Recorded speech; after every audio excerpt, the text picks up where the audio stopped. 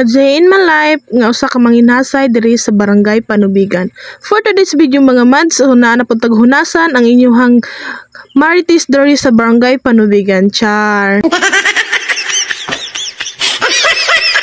Gitanaw na kong kadagatan kung hunas na ba kay maadto na gyud ko.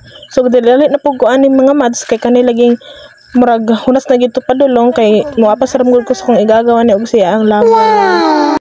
Giagda man gud ko nila kilaw so nakita pud ko nila sumian tupog ko. Mga tugunasan kami ni ine day.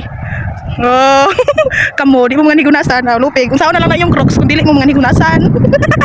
Muha na lang tani ganinikad. Diba man tayo makuha ni nga saang. Pag-abot na ko sa unahan, sa gunsunay ko nakakita din ko og duha ka saang. So in fairness, dagko kayo, basta mo anhi lang gid ka og hunasan, di gid basta-basta og maningkamot lang gid kag pangita og saang. Pares ganiha nagbagulbol ko kay walay saang, o di ba? What?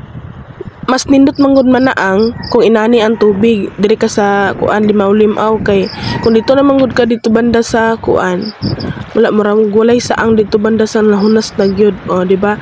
Nay usa ka bata diri nga nanalom daghan kay siya og saang makuratan pa gyud kay arhis kayo og video.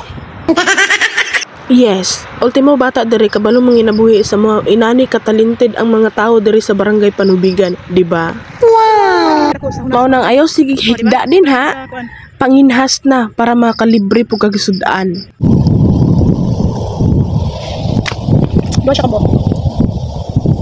Kani bagi gustla na gid ka kung pernya perti kanilag pagpangita agoy nagdit-dit mo den duha. Ayo di ma. Nagpadulong ko sila grabe na gid ka gustla. Maori ni for today's video, untay nyo ni i-like, share, comment diri sa comment section para matagaan ti kag tala. Bye!